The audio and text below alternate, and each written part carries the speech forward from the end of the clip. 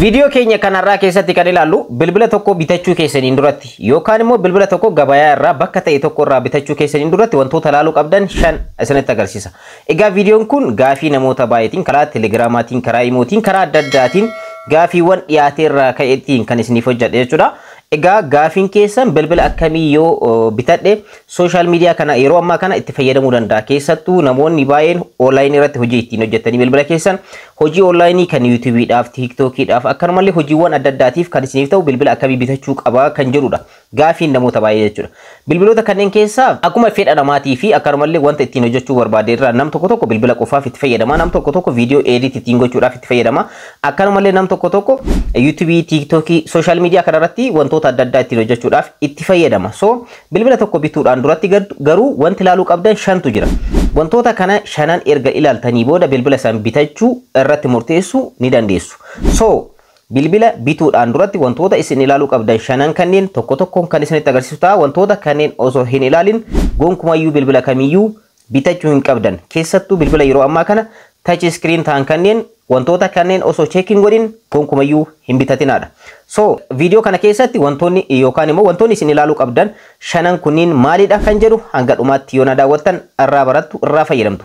Assalaamu alaykum wa rahmatullahi wa barakatuh. Ashama harka fuunee akkam jirtan dhaggeeffattoonni YouTube channel Soofuma Raap bakka jirtanitti nageenyi kan koo kan jaalalaa fi kan kabajaa isin haadha qabachaa video har'aa keessatti immoo bilbila tokko bitachuudhaan dura wantoota isin check gochuu qabdan yookaan immoo ilaaluu qabdan 5 qabadhee isiniif dhufee jira. Hanga dhumaatti yoo kan daawwattan ta'e irraa fayyadamtu.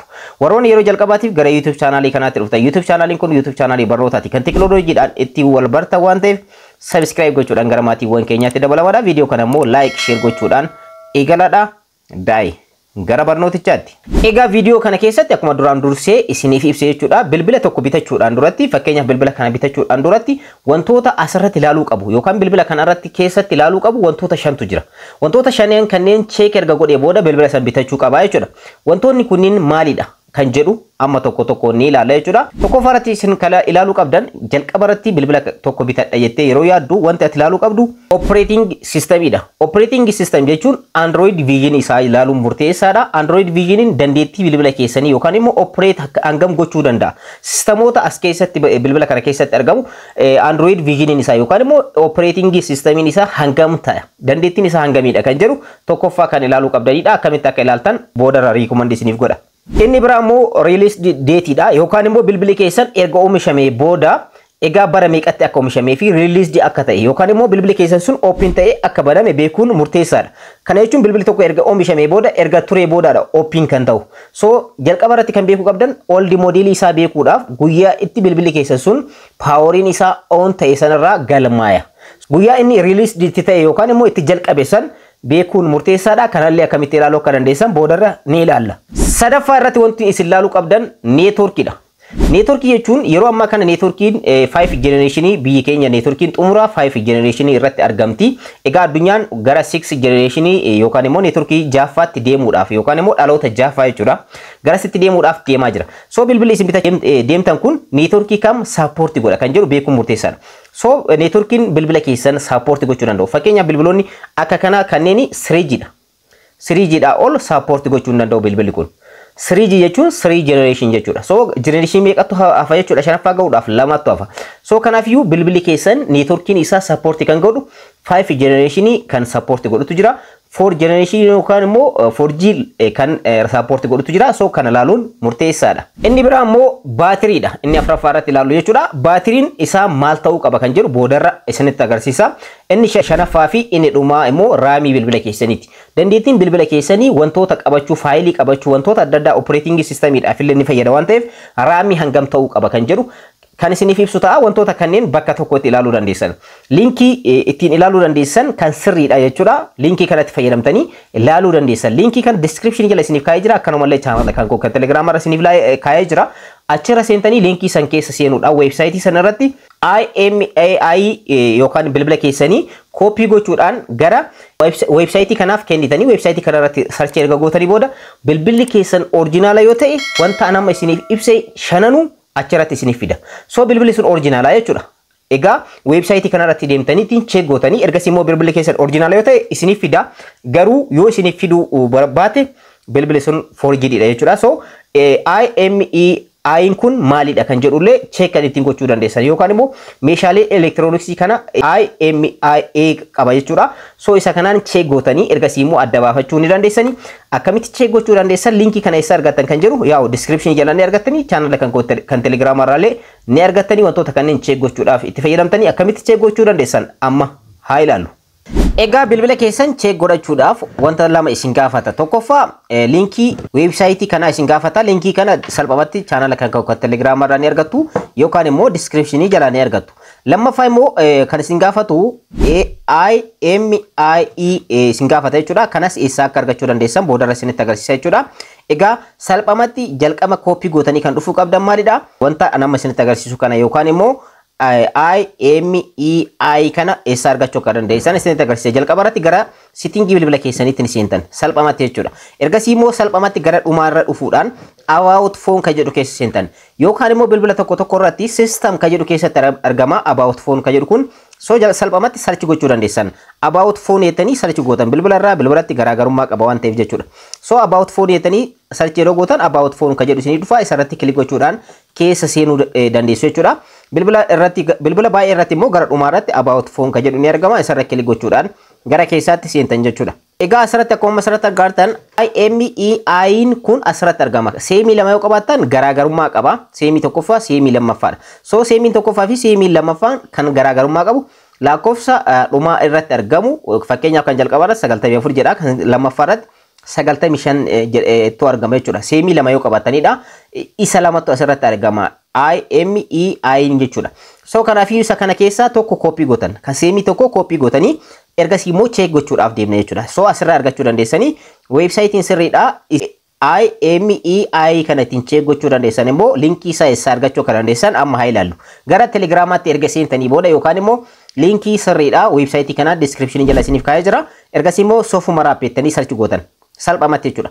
Ergasii search yeroo gootan Sofumar Media kan jedhu isiniif dhufa. Sofumar Media kan jedhu erga keessa seentanii booda dhumarratti bilbila keessan websaayitii kana irratti check gochuu dandeessu isiniin jedhee arratti isiniif balleessee linkii isiniif kaa'ee jira. So linkii kana irra kilik gootanii direct gara websaayitii kanaatti isin fudhata jechuudha. Websaayitii kana irra seenuudhaan salphamatti wantoota nama isinitti agarsiisee shanan kanneen check ittiin gochuu dandeessan. Kan isin gaafatu maalidha?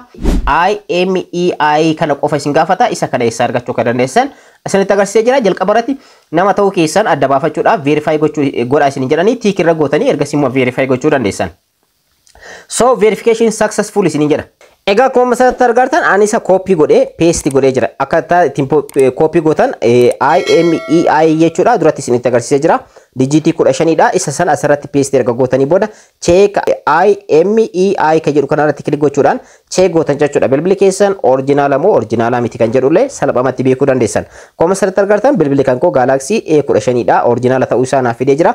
Egaa suuraan isaallee kana fakkaata. Haala kanaan search godhee information guutuu bilbila keessanii asiniif fida jechuudha. Websaayitiin kun yeroo IMEI keessan copy gootanii asirratti check gootan jechuudha. Haaluma kanaan jechuudha. Egaa wantoota shanan duratti isiniif ibsee kan check gochuu qabdan amma isiniif ibsa. Tokkoffaa irratti released dha yookaan immoo bilbilli keessan oomishamee guyyaa itti open ta'e itti banameedha yeroo jalqabaatiif jechuudha. So guyyaa sana asirratti isiniif galmeessa. Asirratti bilbilli keessan guyyaa itti oomishame sun ta'e guyyaa itti released ta'e yookaan immoo open ta'ee egaa bilbili keessan banamee sistemni isaa hojjechuu jalqabeedha jechuudha. So akkuma asirratti argartan bara 2023 waggaa lama duraadha bilbili kan koo released kan ta'e jechuudha. So bilbiloonni dullooman waan jiraniif bara 1990moota keessa kan jiran waan jiraniif bara asirratti ilaaluun dagatinaadha. Sababni isaas dheeraa yoo ta'e barri isaa bilbili sun oldiidha. So yeroo ammaa kana sistemni bilbila keessanii 4G yookaan immoo oldii ta'uu danda'a waan ta'eef of eeggannoodhaan asirratti bara inni itti released ta'e kana ilaalaadha.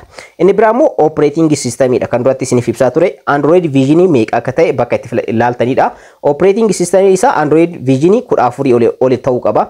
So bilbilli kan koo Android Vision isaa 14dha akkuma asirratti agartan. So operating system isaa gaariidha. So bilbila kamiyyuu yeroo bittan operating system isaa yookaan immoo Android Vision isaa 14 ol ta'uu qaba. Sababni isaas One UI 7 yookaan immoo isa ammaa kana jechuudha.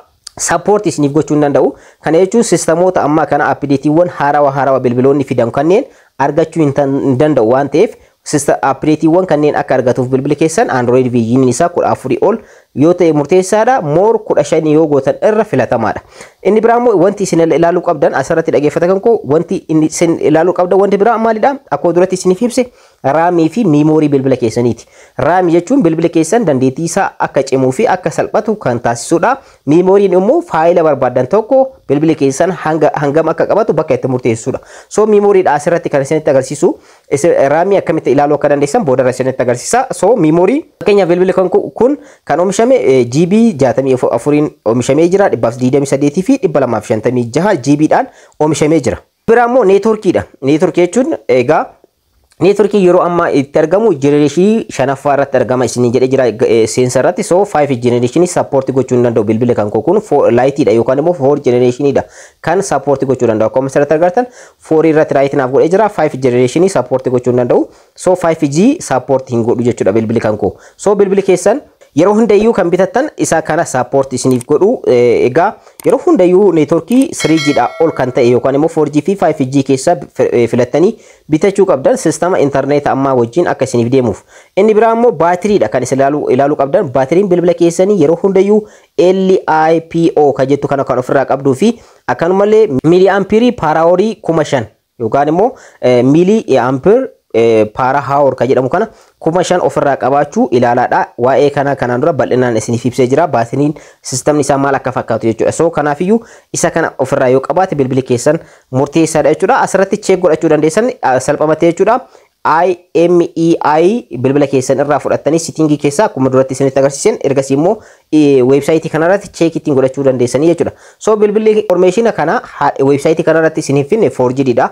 Almost bilbiloota akkasii yoo kan bitattan taate yookaan immoo kan bitachuu barbaadan taate bilbiloota akkasii illee search gootanii sitingii keessatti illee sitingiiwwan kanneen ilaaluu dandeessanii weebsaayitii kanatti yoo fayyadamtan weebsaayitiin kun sakkuriidha. Heddi tokko sakkur ta'e kan oomishamedha. Asirratti cheek yoo godhatan murteessaadha. Garuu asirratti yoo isiniif fidin akkamitti cheek godhachuu akka dandeessan amma immoo sitingii bilbilaa keessatti isinitti agarsiisu. So gara bilbila sitingii bilbilaatti erga seentanii booda salphamatti search gochuudhaan argachuu dandeessanii yookaan immoo kutaadhaan ilaaluu dandeessan. Fakkeenyaaf operating systemii yookaan immoo Android Vision ilaaluu yoo barbaadan bakkuma search baarii sitingii bilbila keessanii keessa erga seentanii booda bakka search baarii kanarratti maal jettanii barreessitanii Android jettanii barreessitan. Android. Okay? Android jettanii yeroo barreessitan isinii fida jechuudha. Android Vision isinii fida. So Android Vision kan jedhu isinii fida asirra kilik gochuudhaan Android Vision bilbila keessanii meeqa akka ta'e fakkeenyaaf Android Vision bilbila kan kooti asirra 15dha. So One UI 7 akkuma asirratti agarsiisan support gochuu ni danda'a jechuudha. Appiliitii haarawaa argachuu ni danda'a bilbili kan koo. Asuma irratti wanti isinitti agarsiisuu barbaada bara itti oomishame bilbili keessan argachuu barbaadan akkuma asirratti agartan release kan jedhu ni argama. Bara 2023 guyyaa 5ffaadha ji'a 4ffaa keessatti yeroo jalqabaatiif bilbili kun itti open ta'ee ittiin baname yookaan immoo operating system isaa open ta'ee hojjechuu guyyaa itti eegaleedha jechuudha. So kanaafiyyuu asirratti check godhachuu ni dandeessan. Inni lammaffaa irratti isinitti release dha akkaataa ittiin argachuu dandeessan ammas ilaallee jirra jechuudha operating system irratti. So networkidha inni biraa network kan jedhu kanarratti search gochuu dandeessan. Network kan jedhu connection keessa yeroo seentan information bal'aa keessa isin oofa waan ta'eef network jettanii search gochuu dandeessan. Network jettanii yeroo search gootan salphamatti haala kanaan isiniif fida.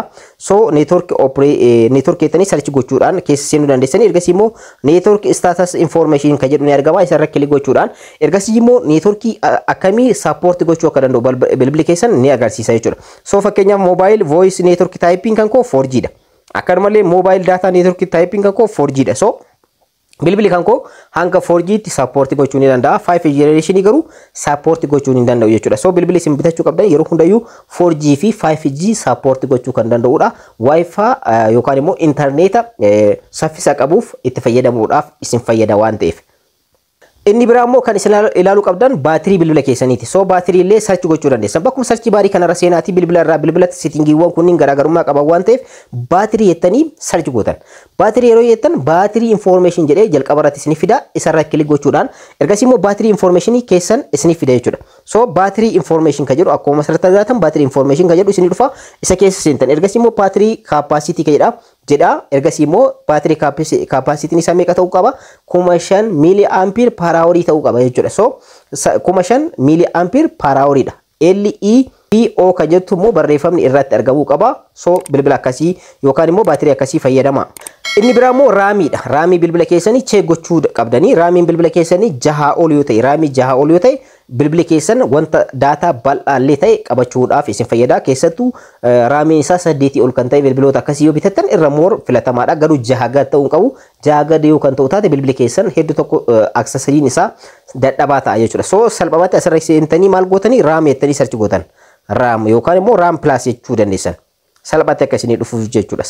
Raam plus jettanii yeroo sarchi gootan akkuma asirratti argatan raamiin isinii dhufa gara dhumaarratti raam plus kan jettu ni dhufti ishee irra kilik gootan. Ergasii immoo akkuma asirratti argatan bilbilli kan koo kun raam plusidha. Ishee kana on godhadha. Off taate yookaan argamtu taate maaliif raamii dabalataallee argachuu dandeessanii bilbilli kan koo kun hanga raamii GB 6 yookaan immoo raamii GB 6 sappoortii gochuu danda'a. So raamii asirraa garanatti gara 6tti jijjiirachuu yeroo barbaadan 6 irra gootanii ergasii immoo restart kan jettu kanarratti kilik gochuudhaan irra deebiidhaan immoo raamii 2 yoo fixan 4 yoo fixan 6 yoo fixan haala kanaan jijjiiruudhaan bilbilli keessan ofii isaatii of cufaa ofii isaatii ka'a raamii 6 fayyadamuu dandeessan jechuudha. So haala kanaan raamii bilbila keessanii yookaan immoo GB'n isaa 6 ol ta'uu qaba. Haala kanaan chee godhachuu dandeessan. Egaa salphaamatti bilbila keessan bitachuudhaan dura wantoota isin ilaaluu qabdan 5 bal'inaan isinitti agarsiisaa jira. Kan irraa fayyadamtan abdiin qaba. Barnoota kan koo kanarraa asirratti xumuree jira. Yeroo biraa barnoota biraatiin walitti deebina. Hangasitti nagaa hannaa tura isiniin jecha warroonni YouTube chaanaalii kanaaf haaraa taatan subscribe, like, share gochuun irraanfatinaa.